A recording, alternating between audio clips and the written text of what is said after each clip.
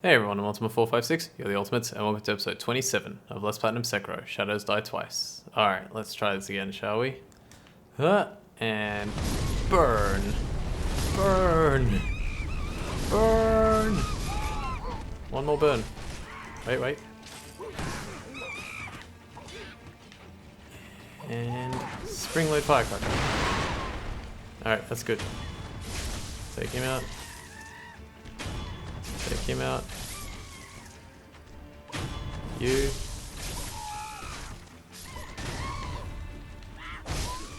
Come on. There we go. Bye. Bye. What? How are you guys still not dead? I do like how, like I was saying last time, I do like how they're able to manipulate the models to make them less detailed, or just, I don't know, less like memory going into them or whatever it is that they use. And then they're able to like also reverse that immediately. So that's kind of cool. Oh, that was weird. The sound effect cut out. Alright, well, didn't cost, like, I didn't gain that much experience, but it was fun. Okay, here we have a scrap iron. 3 scrap irons, that's very good. Alright. Cool. Alright. Let's drop down here. Pacifying agent. That's right, I forgot to explain that. So, in a previous episode, I picked up a pacifying agent, but I'm pretty sure it was the first one that I had ever picked up, and I forgot to explain what it does. Basically, we're going to sort of be seeing a little bit, not necessarily like a use of it, but we're going to be seeing like what the effects of it are, or what it's needed for. So earlier we got a dowsing powder, and we got an antidote powder, and we also got, what's the other one? Is that it? Dowsing, antidote. Let me have a quick peek. And I guess the eel liver, for the shock status. So this one is for the terror status. So it says powdered medicine for calming nerves, used by those who deal in unspeakable deeds, reduces terror buildup and increases terror resistance for a time. Gravekeepers, executioners, the memorial mob, all who keep death close, keep this powder closer, adhering to a simple rule. If seized with fear, cover your rear. Yeah, that actually will come into play maybe a little bit later as well. Okay, and then finally for here, what you want to do... Where is it? It must be that there. What you want to do is like leap over here and then press L2. Okay, and you'll grab that hopefully. You've got to spam it quite a lot. I'm not exactly sure. I guess you could kind of try running jump to reach that other one at the top, because that was very close. I don't know how I made that jump. There's one here, but it's a little far to reach from the hand, so yeah, it's there though. Okay, so there is a boss down there. I don't know if we're going to fight it today. I do want to see how many skills, or if I can get some more skills. So I've got this at the moment, Vault over. Probably need Fang and Blade by now. I'll get Fang and Blade, and I actually get Projected Force. So Fang and Blade is basically, after using certain prosthetic tools, this move allows one to attack with the tool and sword simultaneously, or it provides a follow-up attack for the tool. Applicable prosthetic tools: the loaded axe, the loaded spear, and the Mist Raven. So after using certain prosthetic tools, the 3 I just mentioned, press R1 to activate Fang and Blade. Attack with the tool and sword simultaneously or one after the other. So the loaded axe after the initial strike, the loaded spear after dragging, and the Mist Raven after activating. So that can be quite useful, especially the loaded axe one. That one's pretty good. Projected Force. Now this one is a bit different. It says, after using certain prosthetic tools, allows one to draw the power of that tool into the sword and release it in a forward direction. The specific attack changes depending on the tool used. So you can use a loaded umbrella and one other tool that we haven't accessed yet. In fact, I think it's the divine, I think it's the, what's that thing? The large fan, but we just haven't taken it back to the sculptor yet. An attack that unleashes the effects of the prosthetic tool in front of you.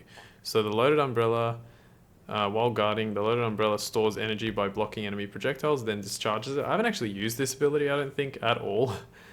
So yeah, there's that. And then the other one we can't see. Should I bother getting this? Because I will need this eventually. And this is a pretty good one. So if I got, hang on, I got that, which means I can get this, and then I just need to get this and this. Yeah, all right, let's get that. Why not? Projected force, and then we can eventually learn living force. Living force is a good one. We'll get that a little bit later. Okay, so we're doing pretty well there. Let's yeah, let's not go for the boss yet. Let's try and explore the rest of this area and see what we can collect. So the first thing we want to do is, yeah, that's it. I think what the intended strategy is to use this and then hop down to here. Sorry if the camera like shakes a lot. It's really hard to keep it still when I'm like trying to angle it to perform a grapple. So yeah.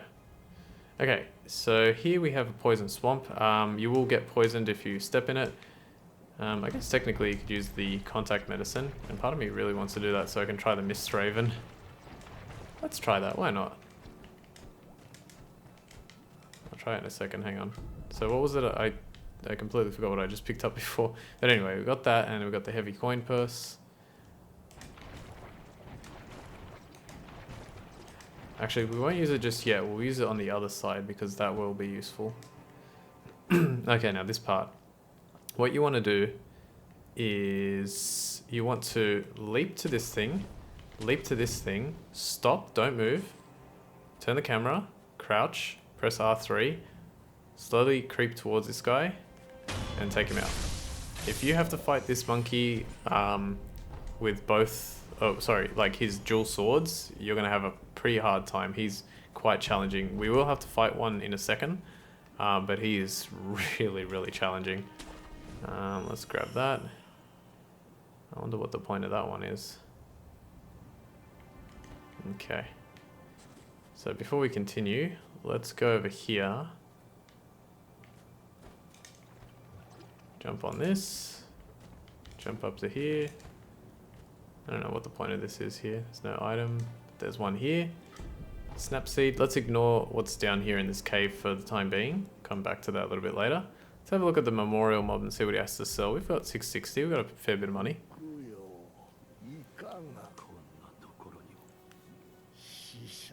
Okay. Yeah, I just skipped because he says mostly the same thing. Alright, green mossy gourd, so it allows you to reduce the poison status. Again, we don't even really encounter the poison status that much to make that worth it. And he hasn't really got anything else of value. I mean, he's got heavy coin purses if you need to like save your money, which actually wouldn't be a bad idea right now for me. Yeah, you know what, let's grab that. And I wish he had a light coin purse because I have literally exactly enough. Nah, let's not buy a pellet. Okay, that's fine. Oh wait, I could talk to him, right?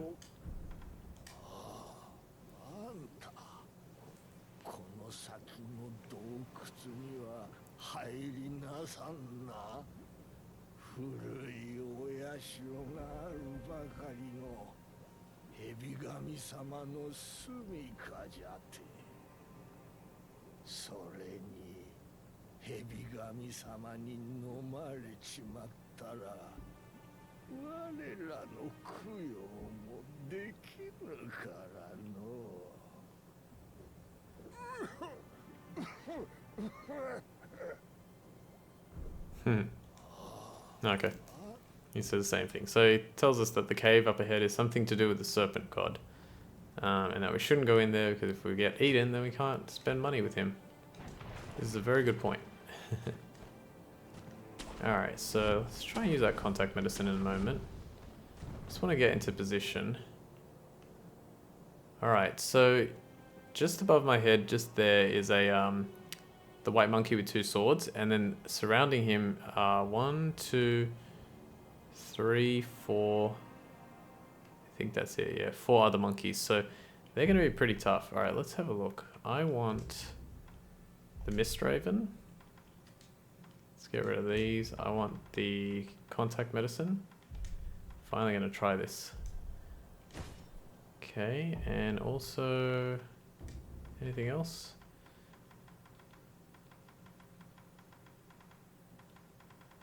I guess I should probably have the antidote powder just in case. I don't think I'll need it because I won't get poisoned. Well, I don't know, we'll see. I don't think I can perform a stealth death blow after I do this, but let's try. Nope.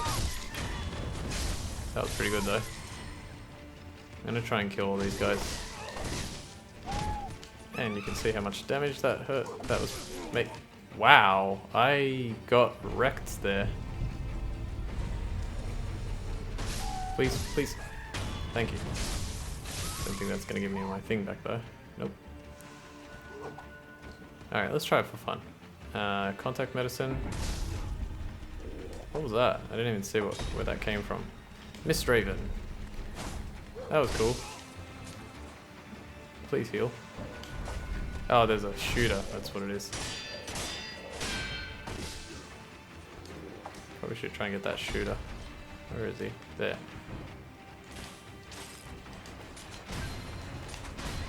Okay, that's good. Where is he? No, don't fight him in the poison. Wait. Or is it fight him in the poison? Because that way... Oh god! No, it's not fighting him in the poison. Get away! Alright, I've got one more chance. Oh, by the way, I worked out sort of how the... Now I can't use the contact medicine. I mean, I could, but yeah, it's risky. I worked out how the healing, like the resurrections work, so I'll mention it in a second. Alright, I want him to attack first, yeah. So he is, like, quite challenging. I'll try with this. Okay.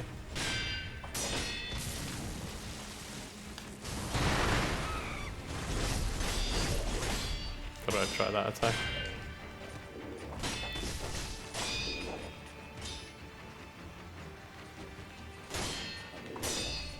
Come on.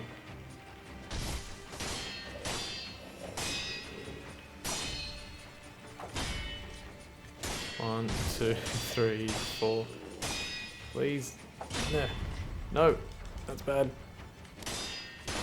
Okay, good. Phew, boy. Yellow gunpowder. Alright, cool. And 322, not bad.